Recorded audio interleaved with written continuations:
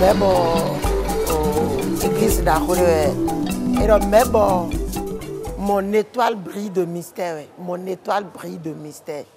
Son la vous zawe bon nous dit ou dali. Et ouais le mebo ywe. Mebo ouais ka di asao so. Asao so on sagunde we bo ma wo don enton mi. Bo mi je to ba ni ji o mi wa mo no won sagunda ko de we bo e do nu ji uta mo yan zo wa ma wo to bo ma wo no so won dagbegbon jitan bo mi do je won ton laji bo gbe obi to ye di na tro lo wa lo le wa je azon hen gboji o bo je dagbe wa ji o gbe obi ku wa to won sa o so won sagun.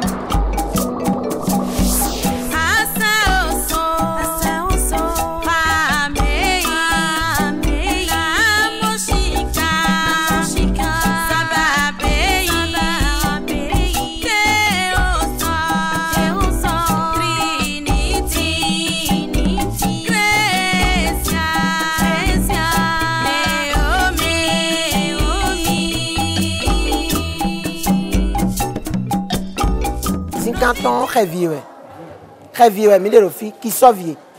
au arrondissement Calavitomé. Angali nous comptons Minamoro, Sibi, Beme, il a New Angeli. New Angeli, on s'est abonné, Minamo à l'automne, ou à Gbanwe à l'automne. À Gbanwe à l'automne, Minamo Donado à l'automne. Donado était quand il donna à Tiquin, fruits, raisins, à Tiquin, on bloque on donne si on sagoun donc on sagoun do kodo azoton ni wan jele ni aro dona ba ro gbezan to me le no do pe ba we abi no dona vi aso asi ba we o ye pan ko ye bo bi o no na me no don me azo ni wan jele to me bo de utrolo ni na mo won sagoun dagbe e yo do te ozo yi e no na me akopi pa do ayin de bu watoro gbe me fi bo ma pan kon a nous comptons à ma pan asi kode a ma pan asi no gbeto me a ma pan akasi kode ton asi a moye do a chere bu na me akon pan ba no kode fantasy to e ne te ozo si azone e mi go si apato mi na mo hame yo won sagunde we bo mo biro gbe me fi ado na do nu ezizi amado nu ezizi asi do ye we ko a amado nu ezizi a akasi no société de no société ay no ko we no na me nu ezizi we do chobo sewe ma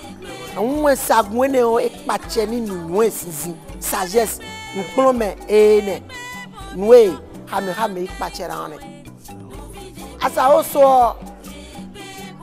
ewe yin won sagun bo kwe azana nu won sagun e do mi de le do ye wa na mo do les gens qui ont bon les bons visibles les bons gros on sagoun ne on gros attend po attend boué ye me attend là e kono mo nku e to me to po e kono la ba mo don te utu amali le do e asi mo nku e to le me ali le do anamo amo ye me attend la bi no fe fast me do po fie yin budo de yone e de o ye no poison e no kle nu me ayin nu de budo do we le no budo tite ngbe bo ajekpoli bo ira nkan ton we budo do ya na mo azon we a eyin na purifier me purification we zon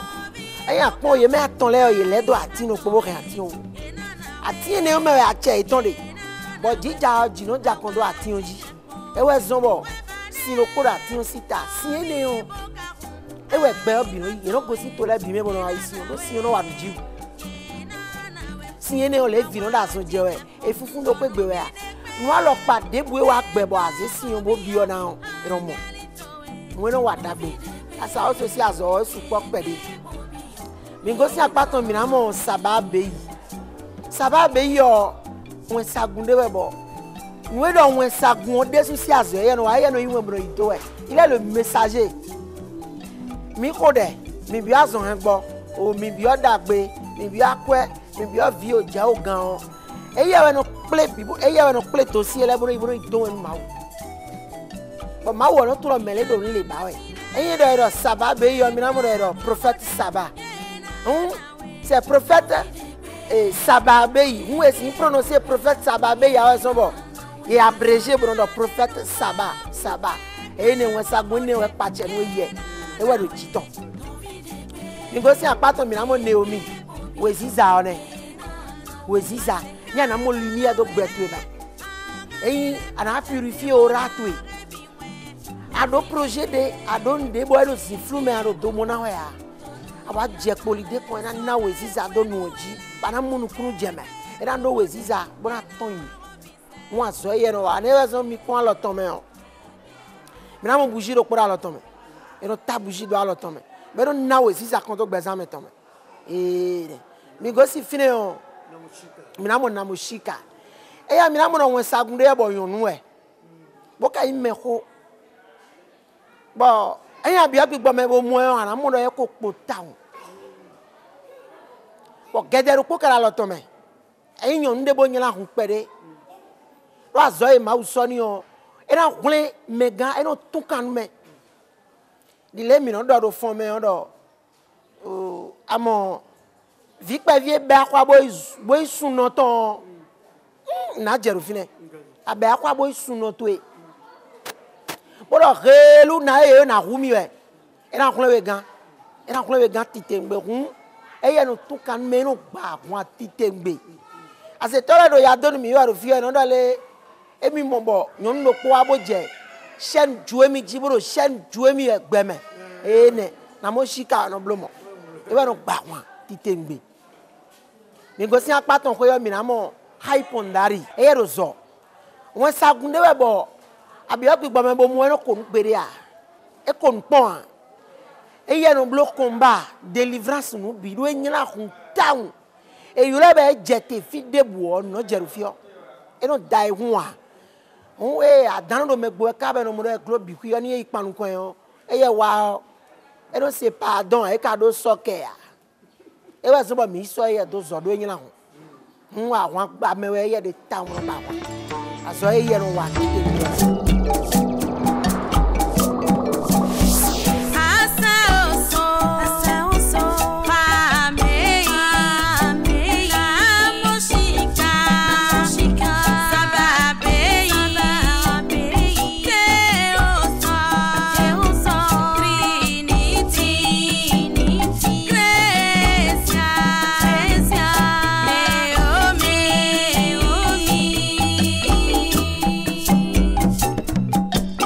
agun lo choni agun na fi hwe o na do sin 2007 ewe mi ko be yewe kika bo yewe kika nu konton mi ka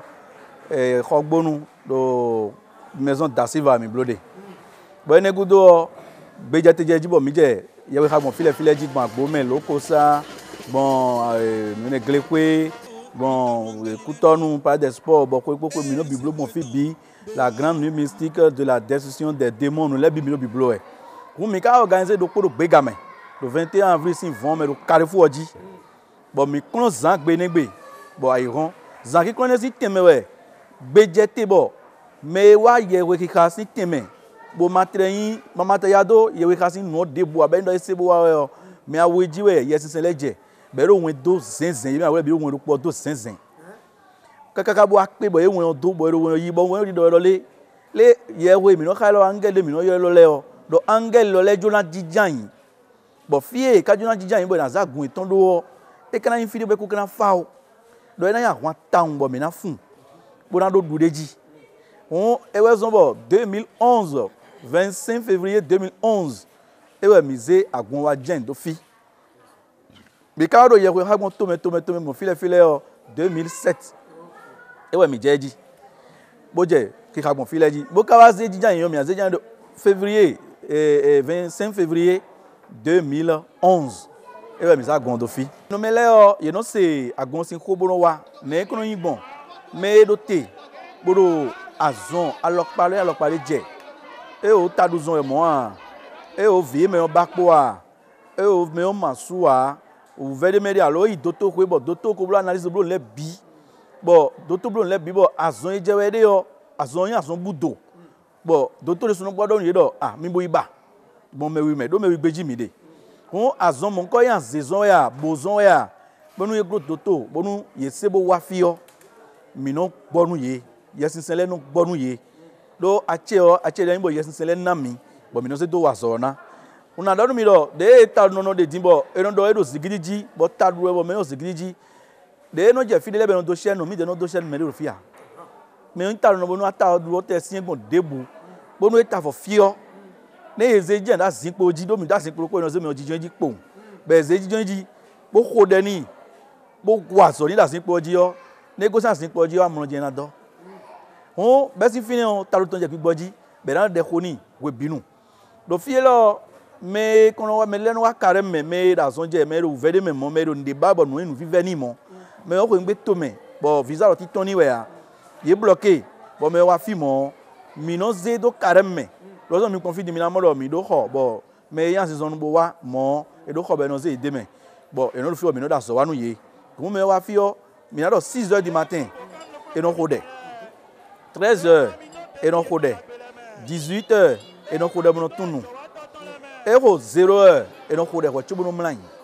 ko ji pa fi ogbeton no ha fi gbe binu egbeton lo ji pa me fi azizonu we a me azon ton ko ponte we a abi me matin azon no bo wa do azode utu o bi sese no wa fi awon te na wa itan awon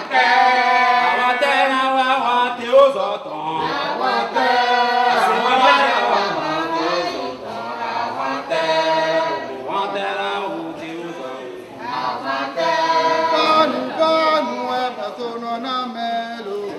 Banu asasono na me asaso yise kondari yise bosika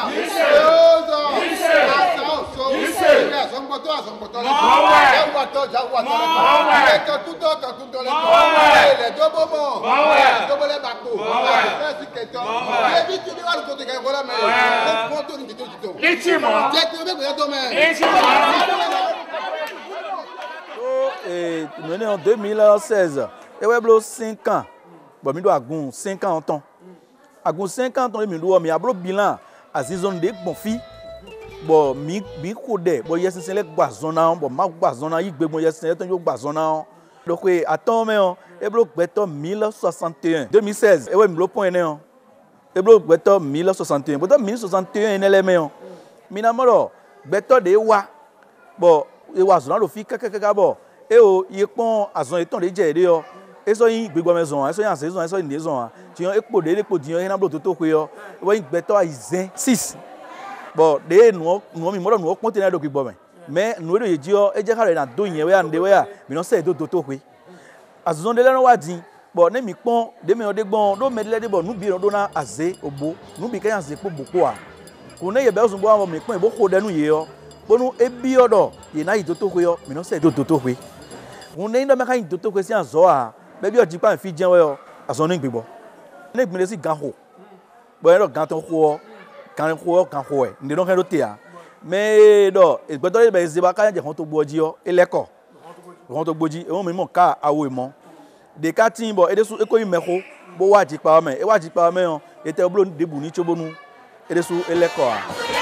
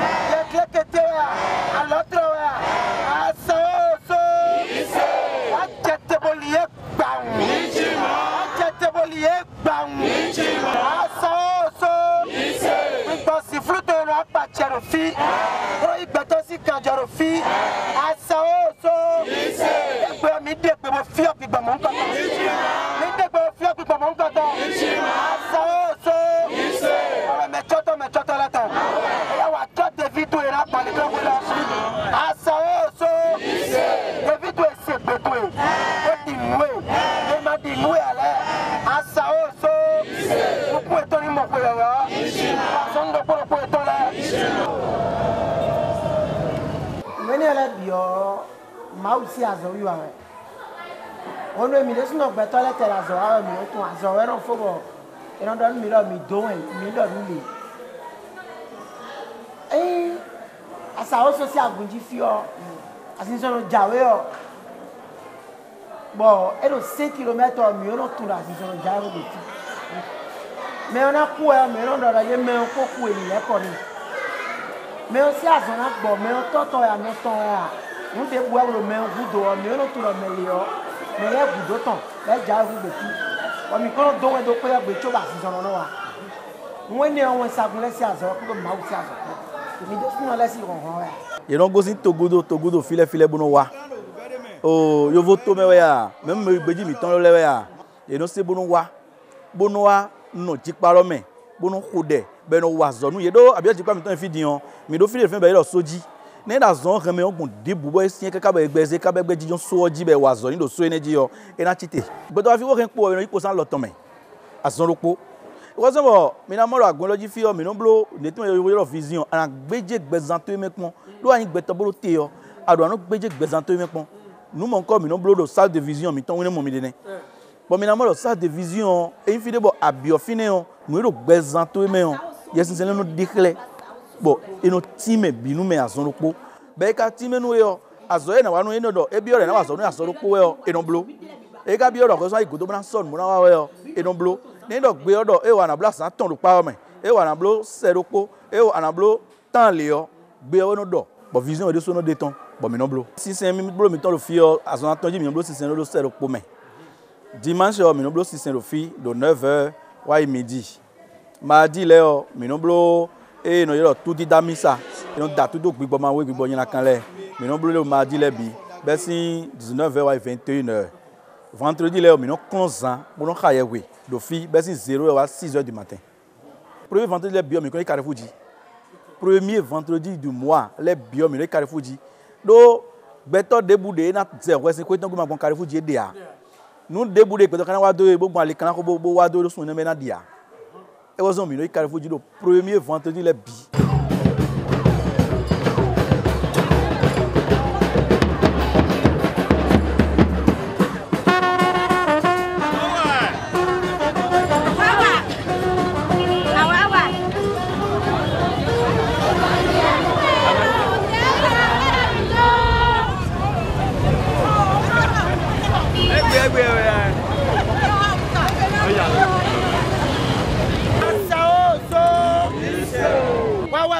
Toto là-dedans. Ah ouais, azongboto là-dedans. Asao so. Egbe mi wa ko ateto edoto obiji. Asao so. Mi a bien lo fifaritin do to elo me. Fifaritin do kavie to me. Asao so. Aseto na chite. Do tokwe, do nokwe. Bra chite gbogbo si va elo me. Asao so. Ya zikiti 20 jaji to kiti.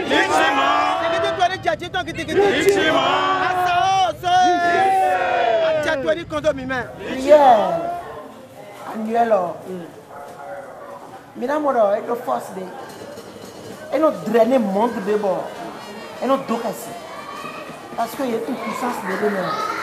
Donc, prier, moins sabou. Et le monde, mais non, il y a des bibères, il y a des mais ton point, mais écoutez, mais non, soit tité.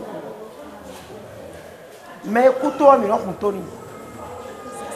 Mais à Zoko Bléna, mais non, Kodena, ben non, mon David.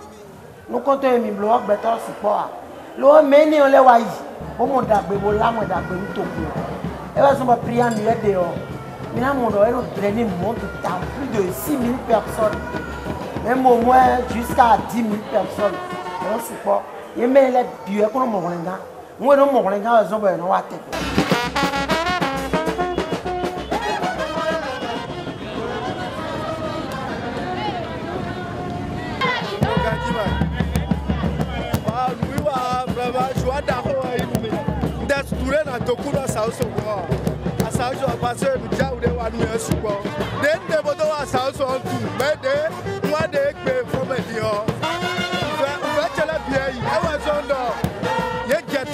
Get Nous bibla me djin no bo mo ason he po bo da fote kaka je egbe. Maman ça aussi nous mi ma bla mi dia na o tan ko do pe egbe ya. On est doit pris de mystère. C'est une église qui fait vraiment beaucoup de succès.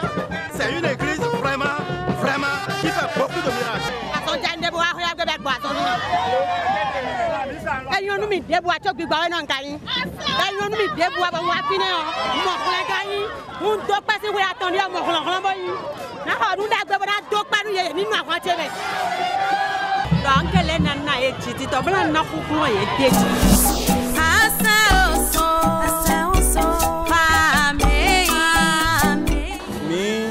Don't know village people wọ́n fi de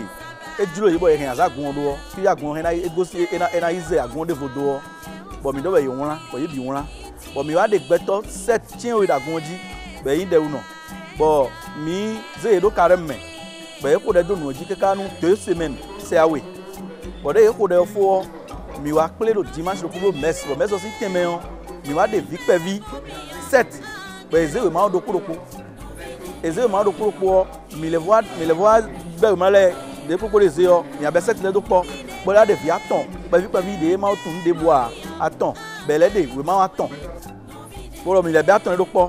bọ̀ mi ade mẹ́lò fi do kpó ọ̀ fi do kpọ́ wá zé o ma do kpó ọ̀ ma do kpó de zé ọ e wá de yìí kọ́ fi yé nàzá gun ọdún tán e wá yín sẹ́ gbòwẹ̀ donc sẹ́ gbòwẹ̀ agun ọjọ́ náà jẹ̀dí donc esi nu ene zi do mi bẹ́ dìbò bìblo bọ̀ mi ká fún gbogbo àlọ́gọ́ bí ọgbọ̀n mi juda gbẹ̀ngbò tó kó mẹ́lẹ̀ bóyá ẹnì kan do àyígbá ọ ìná họ ó kí náà ṣe àgùn ọdẹjì òun sẹ́gbọ̀ wẹ̀ náà jẹ́ àgùn ọdẹjì. Mọ̀bí ìjọba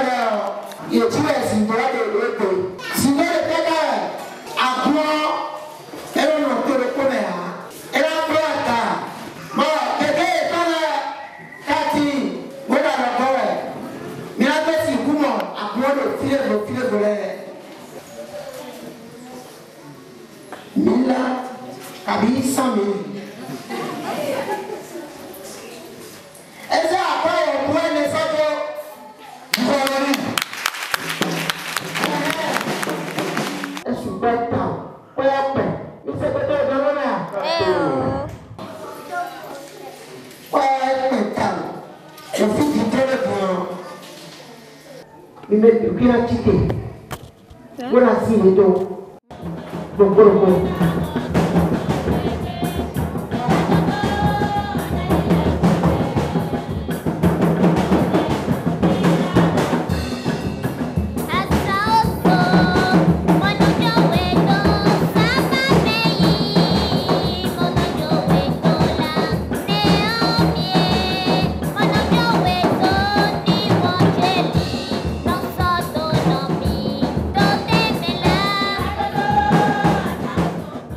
Mais le Togo do mi pon edin leni da lo kan de ba ire na kuku Benin sin code et dans zone nous connait 00229 yezine et dans zin 97